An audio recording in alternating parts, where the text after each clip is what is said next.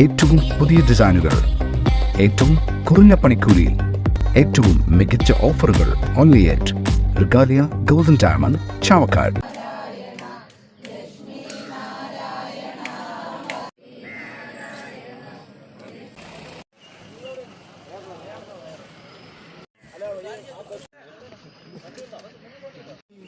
വടക്കേക്കാട് കപ്ലിയങ്ങാട് ഭഗവതി ക്ഷേത്രം ഏറ്റെടുക്കാനെത്തിയ മലബാർ ദേവസ്വം ബോർഡ് അധികൃതരെ ഭക്തർ തടഞ്ഞു. മാർച്ച് 11 സുപ്രീം കോടതിയിൽ കേസ് പരിഗണിക്കുന്ന സാഹചര്യത്തിൽ അതിനുശേഷം തുടർ നടപടികൾ പാടുള്ളൂ എന്ന ക്ഷേത്രം കമ്മിറ്റിയുടെ അഭ്യർത്ഥനയെ മാനിച്ച് അധികൃതർ മടങ്ങി. ഇന്ന് പുലർച്ചെ 5 മണി മുതൽ കനത്ത സംഘർഷാവസ്ഥയിലായിരുന്നു ക്ഷേത്രവും പരിസരവും.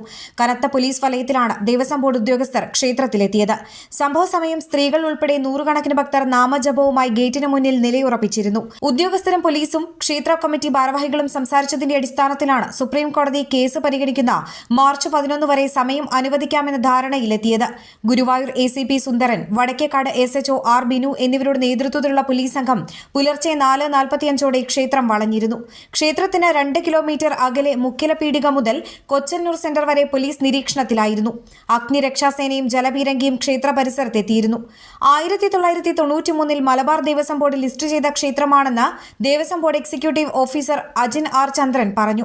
ഭക്തരിൽ നിന്ന് ലഭിച്ച പരാതിയെ തുടർന്ന് ദേവസ്വം ബോർഡ് അന്വേഷണം നടത്തി 2022 ഡിസംബറിൽ എക്സിക്യൂട്ടീവ് ഓഫീസറെ നിയമിച്ചിരുന്നു.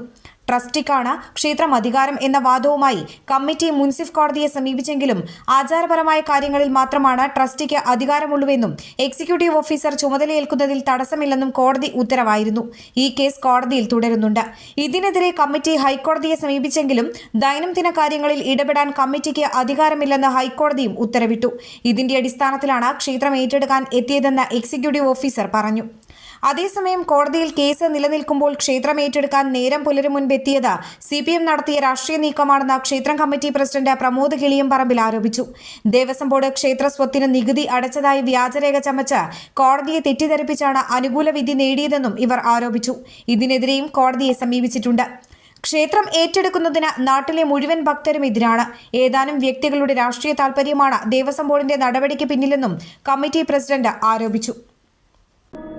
അന്താരാഷ്ട്ര നിലവാരമാർന്ന 100% സംശുദ്ധമായ silver jewellery collections, hand crafted classic silver ornaments, platinum പോലെ silver, Alukkaran silver jewellery, Chettuva road, Chavakkad, Chettuva road, Vadanappally.